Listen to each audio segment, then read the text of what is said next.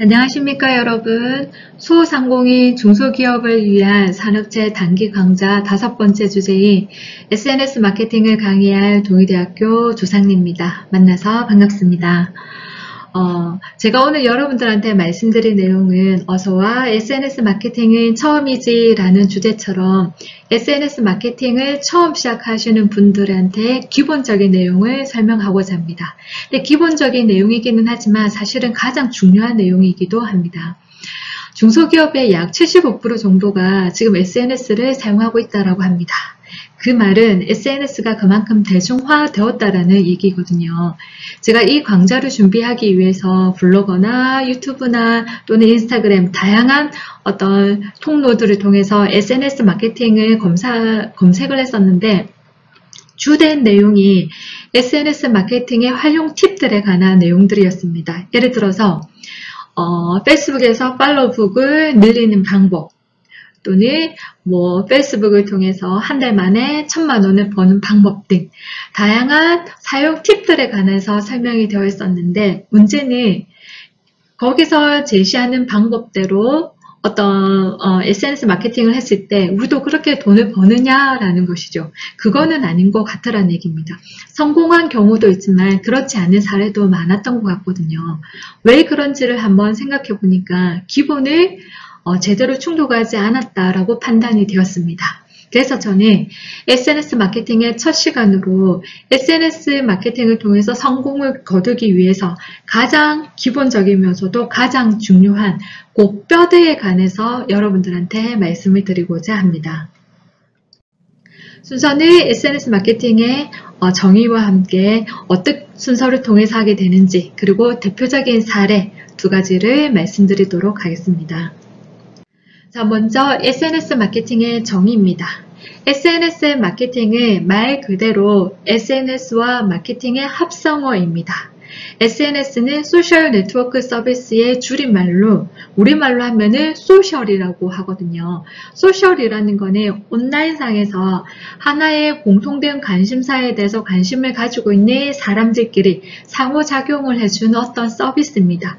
주로 이러한 서비스는 페이스북이나 인스타그램, 트위터, 카카오 스토리 등을 통해서 제공되고 있습니다.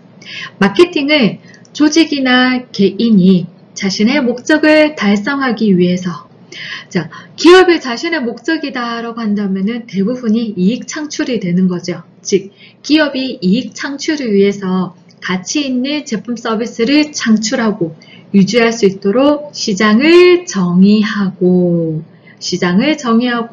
여기서 말하는 시장이라는 것은 고객을 의미합니다. 우리의 제품을 구매하는 고객이 누구인지를 확인하고 그러한 고객을 관리하는 과정이 바로 마케팅이다라는 것이죠. 자, 이것을 접목시켜서 기업과 소비자 간에 쉽게 설명을 해보자면은 SNS 마케팅이란 페이스북, 트위터, 카카오 스토리, 블로그 등을 활용한 기업이 상품을 홍보 또는 판매 활동, 그리고 주 거래자의 고객 관리를 하는 마케팅 활동이다라는 것입니다. 자, 이런 SNS는 4가지의 특징을 가지고 있다고 합니다. 첫 번째가 빠른 속도로 컨텐츠 확산이 일어난다는 것이죠. 자, 우리가 컴퓨터를 통해서 인터넷을 사용하려면 컴퓨터가 있는 자리까지 가야 됩니다. 그리고 본체를 누르고 그 다음에 본체가 켜지기까지 시간이 걸리게 되거든요.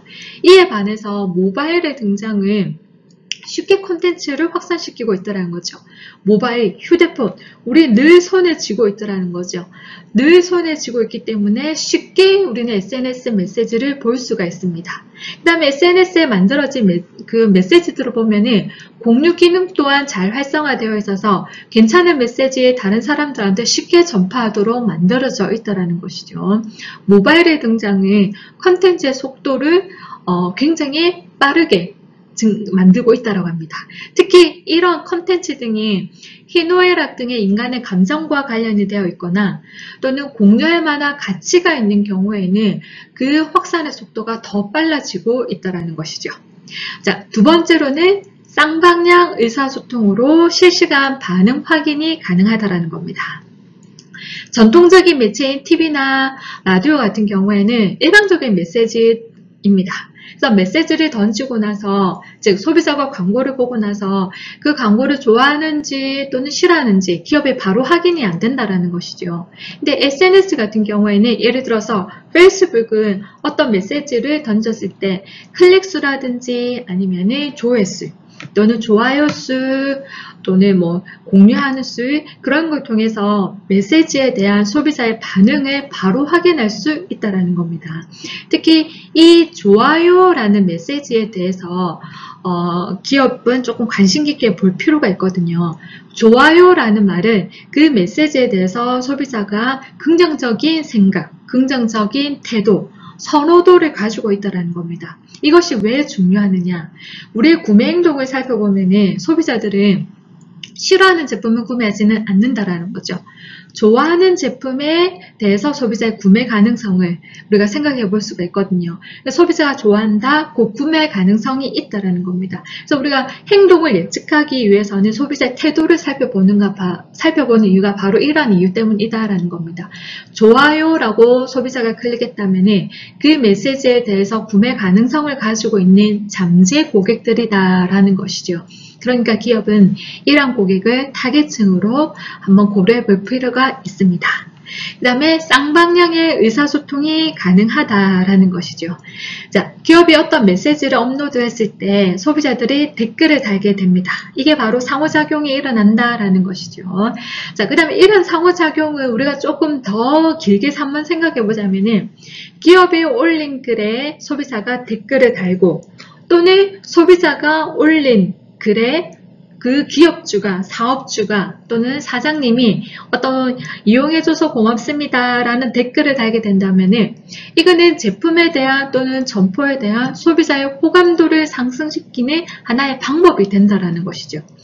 대기업의 전담 어떤 직원에 의해서 댓글을 다는 수준이 아니라 작은 가게 사장님이 소비자의 어떤 메시지를 일일이 다 관심 깊게 보고 그에 대해서 반응을 해준다라고 생각을 하게 된다면 소비자 관점에서 볼 때 당연히 그 기업 좋아할 수밖에 없다는 거죠. 그 기업에 대한 호의도, 호감도가 높아지는 하나의 방법이 될 수가 있습니다. SNS 마케팅 특징 세 번째가 바로 비용 대비 효과가 뛰어나다라는 겁니다.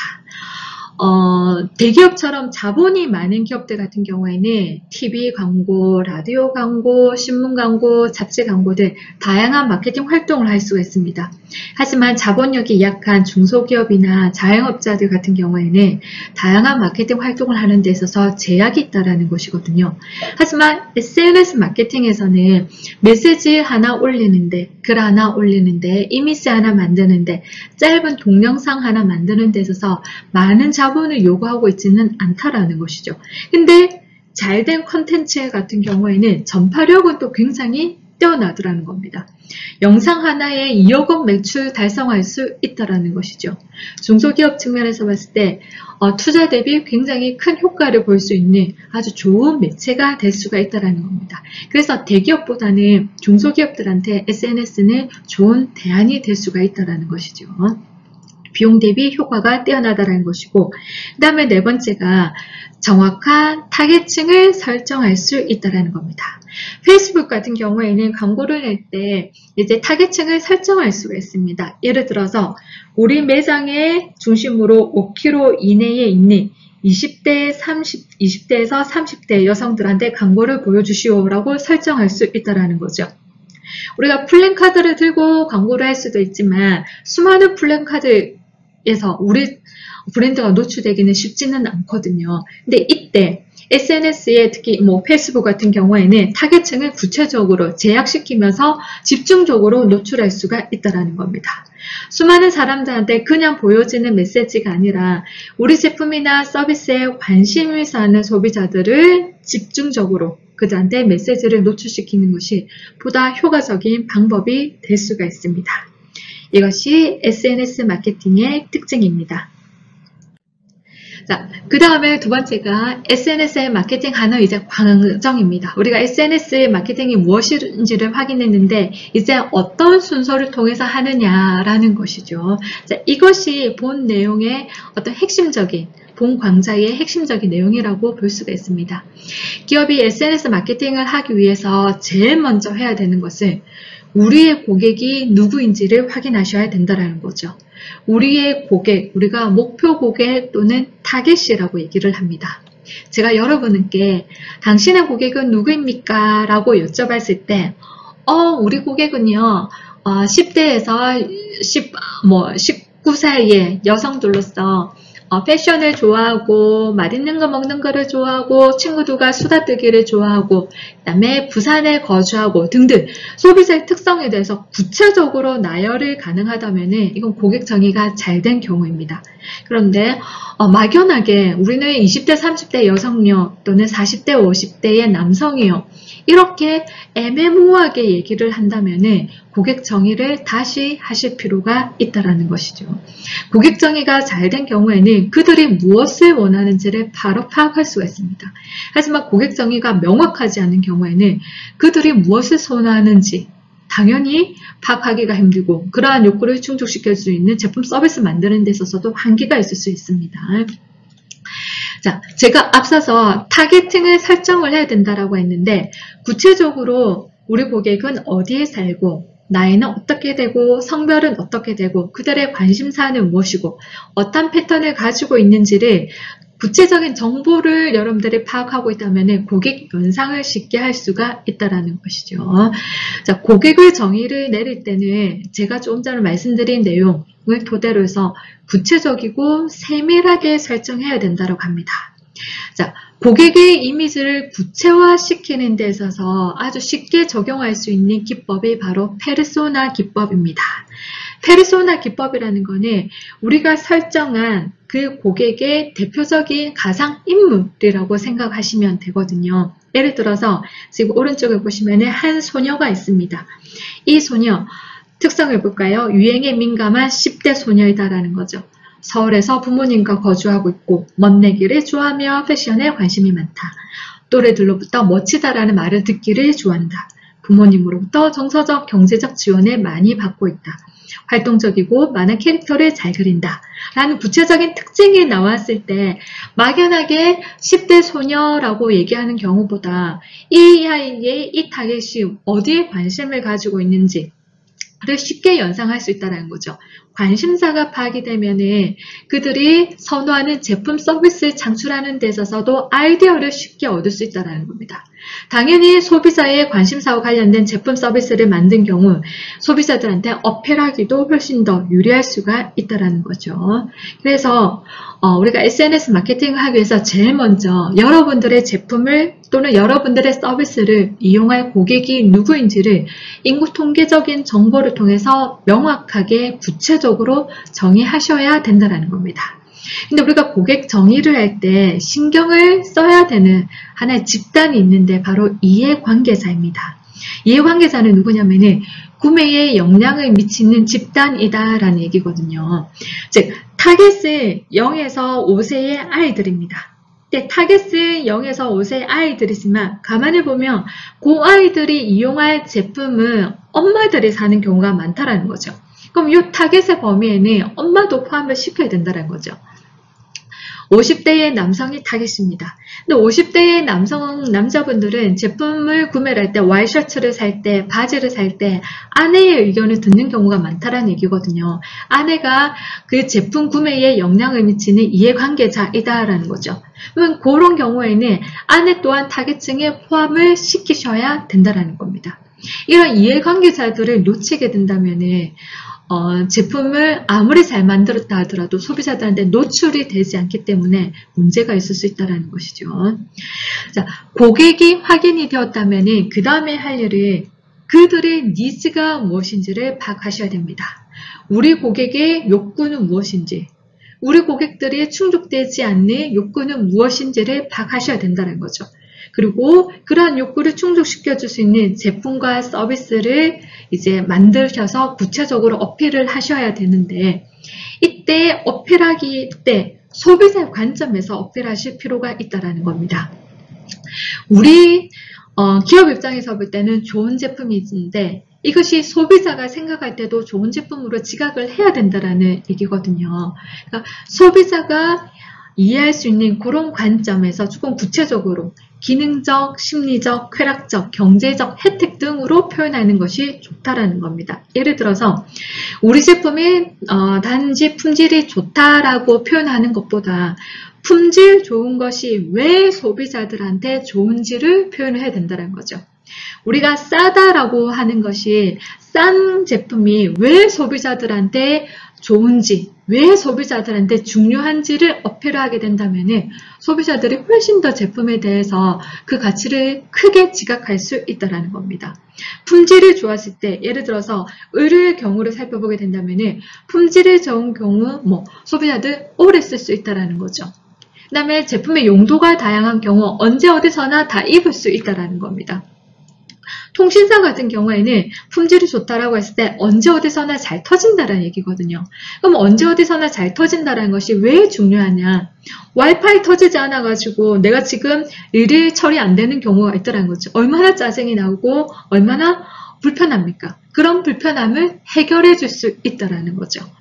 우리의 제품이나 서비스를 통해서 소비자들이 구체적으로 지각할 수 있는 기능적, 심리적, 쾌락적, 경제적 혜택 중심으로 표현하시는 것이 소비자들한테 훨씬 더 어필하기 쉬운 방법이다라는 겁니다. 그리고 그러한 것들은 결과적으로 우리 제품에 대한 차별화를 하게 된다는 거죠. 경쟁자와 구별되는 우리 제품만의 독특한 이점이 될 수가 있습니다. 그리고 이러한 이점은 해시태그나 키워드로 표현이 되어야 된다는 거죠.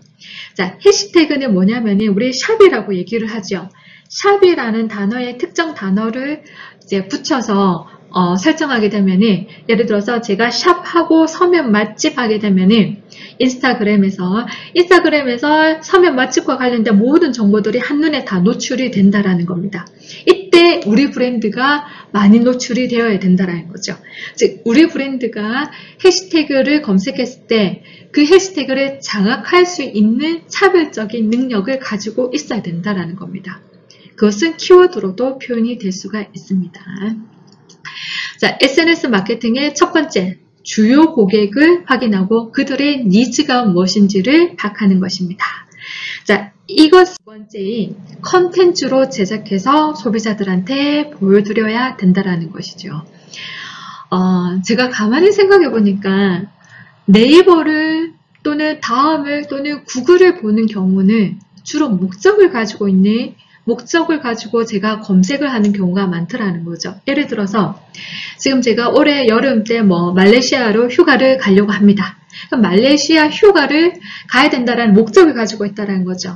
이 목적을 달성하기 위해서 보다 많은 양의 정보, 상세한 정보를 필요로 합니다. 저는 블로그를 뒤져보게 된다는 것이죠. 근데 SNS 경우는 조금 다른 것 같습니다. SNS는 언제 보느냐? 여러분들이 SNS를 보는 상황을 한번 생각해 보시면은 휴대폰을 들고 있다 보니까 심심해서 또는 누군가를 기다릴 때 시간이 남아서 한가해서 보는 경우가 많다라는 거죠. 즉, SNS는 그냥 보는 경우가 많다라는 겁니다.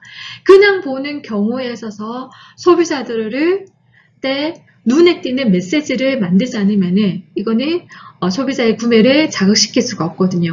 목적 없이 그냥 보는 경우가 있지만 잘된 컨텐츠 같은 경우에는 아주 독창적인 메시지인 경우에는 소비자의 구매를 자극시킬 수 있는 새로운 기회가 된다는 겁니다. 예를 들어서 제가 이제 그냥 휴대폰으로 SNS를 봅니다. 그래서 생각 없이 보다가 어떤 음식이 있는 거예요. 저녁에 딱히 먹을 것이 없는데 이 음식 너무 먹음직스럽더라는 거죠. 나 이거 한번 시켜볼까? 이거 배달시켜볼까? 생각할 수 있다는 거죠. 내가 여름 옷을 막연히 생각하지 않았는데 이게 올라오는 어떤 디스플레이 된 거 보니까 여름 옷 괜찮더라는 거죠. 이거 괜찮네, 한번 사볼까? 라는 생각을 가질 수 있다는 겁니다. 목적 없이 그냥 보는 경우가 많지만 잘된 컨텐츠 같은 경우에는 소비자들한테 새로운 기회를 제공하는 하나의 가능성이 있다는 겁니다. 중요한 거는 제가 계속 어필하고 있는데 컨텐츠를 잘 만드셔야 된다는 거죠. 수많은 SNS 메시지 중에서 소비자의 눈에 띄게끔 만들어야 된다는 거죠. 독창적으로 만들어야 된다는 겁니다.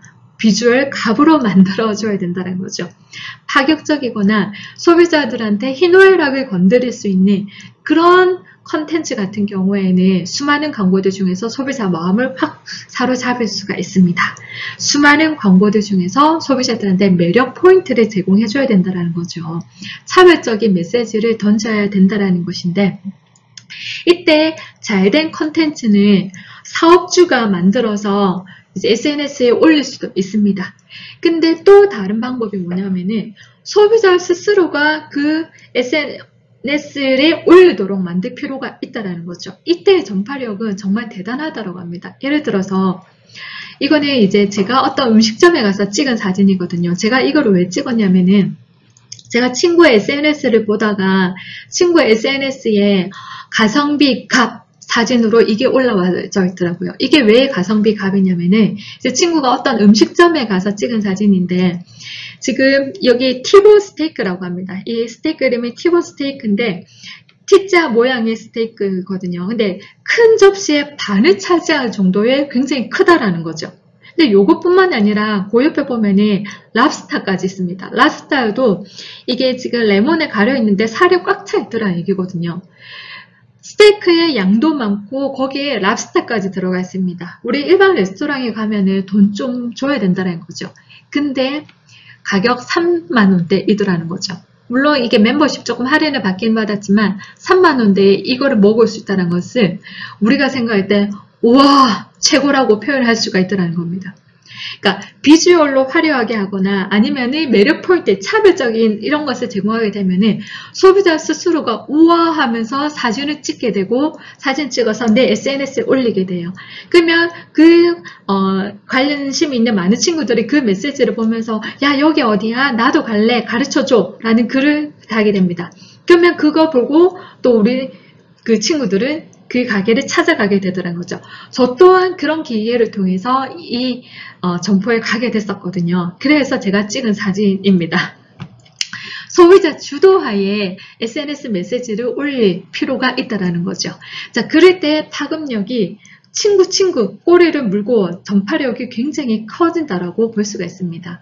지금 오른쪽 같은 경우에는 제가 소비자 주도하라는 말씀을 드렸는데 소비자 주도를 하는 또 하나의 방법으로 소비자들을 참여시키는 방법입니다. 지금 제가 이 메시지는 SK텔레콤 페이스북에서 발제한 것입니다. 왜 이거를 발제를 했냐면은 수많은 메시지들이 있었는데 다른 메시지들은 대부분이 댓글 수가 10 미만이었어요. 공유도 10 미만이었거든요. 근데 이 메시지는 댓글이 300 몇 개예요. 공유도 굉장히 높은 숫자로 되어 있더라는 것이죠. 왜 그런지 봤더니 소비자의 참여를 유도하더라는 겁니다. 근데 참여를 유도할 때 그냥 참여하는 것이 아니라 소비자들한테 대가, 혜택을 제공해주고 있다는 얘기거든요. 지금 나만의 최여름 노래는 무엇인가요? 라는 참여를 이끌고 그에 대한 어떤 혜택으로 스타벅스 기프트권을 주고 있거든요. 그럼 소비자는 공짜가 아니잖아요. 어떤 간단하게 댓글 담으로써 어떤 혜택을 보일 수 있는 기회가 되었거든요. 소비자들한테 혜택을 제공하게 되면 사진이 업로드되는 횟수가 많아지게 됩니다. 사진이 업로드되는 횟수가 많아지게 된다. 더 많은 사람들한테 노출된다는 거죠. 그리고 이것을 소비자 방문까지 또는 구매까지도 연결할 가능성이 있다는 겁니다. 이런 식의 메시지를 만들 필요가 있다는 겁니다. 자, 그 다음에 과정이 바로 이제 그 잘된 컨텐츠를 어떤 매체를 통해서 소비자들한테 업로드할 것이냐라는 것이죠. 지금 SNS 이용자 수가 증가함에 따라서 기업들이 다양한 SNS를 활용하고 있다고 합니다. 전 세계적으로 봤을 때 2018년도 기준으로 하면은 소셜미디어 사용자는 28억 명, 올해는 30억 명으로 전망하고 있습니다. 국내 경우로 조금 한정시켜 보면은 국내 인터넷 사용자가 3,200만 명이고 그들의 하루 평균 이용 시간은 136분. 20대 경우에는 10명 중에 7명이 SNS를 사용하고 있다고 합니다. 근데 20대뿐만이 아니라 지금 30대에서 50대에서도 SNS 이용이 높아지고 있다고 하거든요. 이거는 카카오 스토리와 이게 연동되다 보니까 자연스럽게 카카오 스토리를 이용하는 소비자가 많아져서 그렇다고 합니다. 자, 주로 남성은 페이스북을 이용하게 되고 여성은 카카오 스토리, 인스타 등의 어떤 시각적인 컨텐츠를 더 선호한다라고 합니다. 지금 수많은 컨텐츠를 담는 SNS가 있습니다. 인스타그램, 유튜브, 페이스북, 블로그, 카카오 스토리, 핀터레스트 다양한 매체들이 있는데 전문가들이 제시하는 3대 매체 바로 인스타그램, 유튜브, 페이스북입니다. 인스타그램 같은 경우에는 17년도 4월달을 기준으로 했을 때 7억 명이 가입자 되어 있다고 하거든요. 매일 9,500만 개의 사진과 비디오가 업로드되고 있다고 합니다. 그리고 소비자들의 해시태그를 사용해서 상품의 정보를 알아보거나 사용 후기 등의 정보 검색을 하고 있다는 거죠. 인스타그램 같은 경우에는 비주얼 컨텐츠의 강점을 가지고 있습니다. 그 다음에 유튜브입니다. 유튜브는 18년도 기준으로 매달 19억 명한테 노출되고 있는 세계 최대 동영상 매체이다라고 합니다. 모바일 기기를 이용한 시청률의 70%에 육박하고 있고, 이 유튜브 같은 경우에는 그 중소기업한테는 특히 조금 더 매력적인 기능을 제공하고 있는데 그것이 바로 91개의 현지 언어를 지원해주고 있다는 거죠. 대기업 같은 경우에는 해외 마케팅을 할 때 그 현지별로 마케팅 부서를 두고 따라서 언어 장벽을 해결할 수가 있습니다. 근데 중소기업 같은 경우에는 자본력이 한계가 있다 보니까 해외 마케팅을 하는 데 있어서 언어 장벽의 벽이 굉장히 크다라는 거죠. 근데 유튜브 같은 경우에는 91개의 현지 언어를 제공해주고 있기 때문에 자본력이 약한 중소기업들한테는 굉장히 좋은 대안이 될 수가 있습니다. 예를 들어서 한국의 중소기업인 우드빈사 같은 경우에는 지금 무선 키보드를 만들었거든요. 이 무선 키보드를 미국 소비자들한테 알리고 싶더라는 거죠. 그럼 어떤 방법을 이용했냐면은 이 유튜브의 기술과 관련돼서 어떤 리뷰에 영향력이 있는 사람이 있다고 합니다. 그 사람의 무선 키보드에 대한 품평을 유튜브 동영상에 올렸다라는 거죠. 그 결과 이틀 만에 100만 건의 조회가 일어나서 선풍적인 인기를 끌고 그리고 많은 사람들한테 노출이 됨으로써 매출액이 올라갔다고 하거든요. 이거는 중소기업들한테는 굉장히 좋은 신호가 될 수가 있다는 겁니다. 자, 유튜브였고 그 다음 세 번째가 페이스북입니다. 페이스북 같은 경우에는 지금 20억 명의 이용자를 보유하고 있는 세계 최고의 소셜 네트워크 서비스입니다. 전파력이 매우 빠르고 다양한 연령층이 이용하다 보니까 다양한 연령층한테 노출할 수 있는 그런 가능성이 있다는 것이죠. 근데 이제 단점이 정보의 활용 시간이 48시간 이내로 한계가 있다 보니까 노출을 장시간 하는 데는 조금 제약이 있는 특징을 가지고 있습니다. 자, 지금 제가 말씀드리고자 하는 내용을 다양한 매체를 활용하면 할수록 홍보의 효과는 볼 수가 있다는 겁니다. 근데 이제 문제는 중소기업이나 아니면은 자영업자들 같은 경우에는 전담 부서가 없다라는 거죠. 대부분의 사업주가 제품을 만들면서 SNS 관리를 하고 있거든요. 이게 너무 버겁다라는 겁니다. 이게 다양한 매체에 노출하기보다는 선택과 집중을 할 필요가 있다는 거죠. 가만히 보면은 네이버를 하는 사람은 네이버를 먼저 보게 됩니다. 인스타그램을 하는 사람은 정보를 찾을 때 인스타그램을 먼저 보는 경우가 있더라는 거죠. 95년 이후의 세대를 우리가 Z세대라고 하는데 이러한 세대는 이렇게 정보를 읽고 보기보다는 영상을 통해서 먼저 정보를 찾는다라고 합니다. 즉 우리의 고객층이 주로 보는 또는 주로 선호하는 매체가 따로 있다라는 거죠. 그런 매체를 선택해서 꾸준하게 관리를 하시는 것이 훨씬 더 효과적일 수 있다는 겁니다. 우리 고객이 주로 보는 매체를 선정해서 거기에 꾸준하게 메시지를 업로드 시키고 그 다음에 있는 고객들과의 꾸준하게 상호작용을 하게 됨으로써 팔로우 수를 늘리고 조금 안정화되었다면 이제 그때는 다른 매체로서의 어떤 홍보 가능성도 조금 더 확장해 보는 것이 훨씬 더 효과적인 방법이 될 수가 있다는 겁니다. 마케팅을 하기 이전에 우리의 타겟층이 누구인지를 확인을 하시고 그들의 니즈가 무엇인지를 파악하고 콘텐츠를 만드셔야 된다는 거죠. 이왕이면은 독창적인 콘텐츠입니다. 그리고 그러한 콘텐츠를 다양한 소셜 매체에 올릴 수도 있지만 이왕이면은 주로 이용하는 콘텐츠를 선정해서 집중적으로 관리하는 것이 SNS 마케팅을 성공할 수 있는 어떤 중요한 방법이다라는 내용입니다. 자, 여기까지가 사실은 이 강좌의 주된 내용들입니다. 요것만 기억하셔도 제 강좌는 가르치는 사람으로서는 굉장히 의미 있고 감사하게 생각을 할 것 같습니다. 자, 처음은 제가 SNS의 마케팅을 통해서 성공한 사례 두 가지를 제가 말씀을 드리도록 하겠습니다. 하나는 해외 사례인데 바이크도크 솔루션이라는 자전거 거치대를 만드는 회사입니다. 자, 이 회사는 50명 미만의 그 중소기업인데요.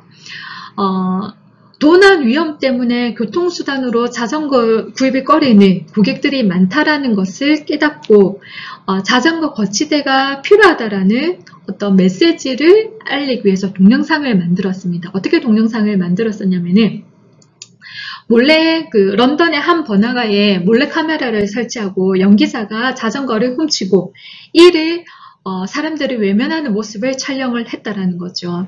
이 동영상을 기자단이라든지 블로거, 지방공무원, 경찰, 자전거 동호회들, 자전거와 관련 있는 다양한 사람들을 초청해서 공개를 했습니다. 그리고 동시에 유튜브한테도 배포를 했었다라는 거죠. 자전거를 안전하게 보관하지 않는 경우 도난이 얼마나 쉽게 일어나는지를 보여주는 그런 공익 차원에서 광고였는데 그 광고에는 바이크도크 솔루션이라는 기업명이 노출되진 않았습니다. 근데 영상을 본 사람들은 거치대가 필요하다라는 공감대를 형성하게 되었다는 거죠. 그리고 SNS뿐만이 아니라 언론에서도 이 영상을 언급하게 되었습니다. 유튜브 게시 첫 주에 2만 번의 클릭수를 기록하게 되었다는 거죠. 거치대가 필요하다라는 공감을 한 사람들이 이제 거치대 브랜드가 뭐가 있는지를 찾아보게 되겠죠. 기업이 유튜브라든지 페이스북 또는 홈페이지를 통해서 이제 브랜드를 알리게 됐고 그 결과 매출 상승이 수직적으로 일어났다고 합니다. 그리고 2012년도 런던 올림픽에 거치대에 공식적으로 납품하는 업체까지도 선정이 되었다는 것이죠. 잘된 컨텐츠 하나가 이렇게 파급력을 가질 수 있다는 겁니다. 자, 여기서 제가 하나 더 말씀드리고자 하는 거는 지금 여기 보시면은 홈페이지도 있고 트위터도 있고 페이스북도 있는데 다 기업명이 하나로 통일되어 있죠. 바이크닥 솔루션이라는 하나로 되어 있거든요. 어떠한 사이트를 운영하든지 간에 기업명을 통일시킬 필요가 있다는 거죠. 그래서 기업의 일관성이 있고 소비자들 측면에서 봤을 때도 헷갈리지 않을 수 있다는 겁니다. 자, 이거는 해외 사례이고 두 번째가 국내 사례입니다. 자, 혹시 미팩토리의 데즈코팩 여러분 들어보셨습니까? 자, 이 미팩토리는 이제 다른 회사의 제품을 광고하는 마케팅 회사입니다. 이게 마케팅 회사였는데 우리 기업도 우리 제품을 만들어서 한번 마케팅 해볼까라는 생각하에 데즈코팩을 만들었다라는 거죠. 이제 데즈코팩은 말 그대로 코에서 빗을 빼내는 코팩인데 이 제품을 만들고 나서 이제 어떻게 광고를 할 것인가 를 생각해 보다 보니까 지금 코팩을 만드는 수많은 브랜드 중에서 그냥 단순히 유명한 연예인을 쓴다라고 해서 우리 제품이 눈에 띌 것 같지는 않더라는 거죠. 그럼 어떻게 해야지 눈에 띌 수 있느냐? 사용자들이 관심을 가질 만한 사용자들이 좋아할 만한 콘텐츠를 만들어야 된다는 생각을 했다는 겁니다. 그럼 소비자들은 어떤 콘텐츠를 원하느냐? 우리가 지금 코팩을 사용하고자 할 때는 목적이 있다는 얘기거든요. 피지를 빼내고 싶다는 거죠. 사용자의 관심은 무엇이냐? 실제적으로 그 데즈코팩을 사용했을 때 피지가 없어지는지라는 얘기거든요. 그래서 유튜브를 통해서 이 데즈코팩의 사용하기 전과 후를 생생하게 노출시켰다고 합니다. 지금 피지가 가득 찬 모습을 보여주고 그 다음에 코팩을 사용하고 나서 매끈한 모습을 과감하게 보여줬다는 거죠. 아주 생생하게 보여줬다고 합니다. 근데 처음에 소비자들이 이제 생생한 모습을 봤을 때는 약간 징그러워 그러다가 코팩을 사용하고 난 뒤에 매끈한 모습을 보고 우와라는 감탄사를 남발하게 되더라는 거죠. 그 광고 하나 그 유튜브 영상만으로 2억의 매출액을 달성했다고 합니다. 잘된 콘텐츠 이렇게 기업에 이익이 될 수가 있다는 거죠. 그래서 그것이 입소문을 타게 되면서 막 사람들한테 알려지게 되고 이제 그 영상이 약간 시들해질 무렵에 제품 후기를 계속 다른 영상을 올리게 되더란 겁니다. 그 다음에 기사 형태의 또 광고를 만들게 되고 그 다음에 또 소셜 커머스와 제휴해가지고 할인 행사를 하는데 발빠르게 소비자들한테 대응을 한 기업입니다. 그리고 이 기업은 소비자들의 의견을 적극적으로 수용했다고 합니다. 이 제품을 사용했을 때 어떤 것이 불편한 점이 있었던지 또는 어떤 기능이 조금 더 추가되었으면 좋겠다든지 그런 의견이 적극적으로 반영해서 데지코팩의 제품을 계속적으로 업그레이드 시켰다는 거죠. 그 결과 1년 만에 매출액을 100억 원 달성했다고 합니다. 그리고 2018년도에는 미시아 기업이 이거를 인수할 정도였다라고 하거든요. 잘된 컨텐츠는 이렇게 기업한테 큰 이익을 가져다 줄 수 있다는 것입니다. 자, SNS 마케팅을 잘하게 되면은 지역의 기업이, 지역 상권의 기업이 전국구가 될 수가 있습니다. 그러면 어떻게 해서 그렇게 활성화시킬 수 있느냐? 기본을 지키셔야 된다는 거죠. 기본이 무엇이냐? 우리의 타겟층을 정확히 파악하고 그들의 욕구를 충족시킬 수 있는 컨텐츠를 만드셔야 된다는 겁니다. 자, 여기까지가 제가 오늘 말씀드린 내용입니다. 시청해 주셔서 감사합니다.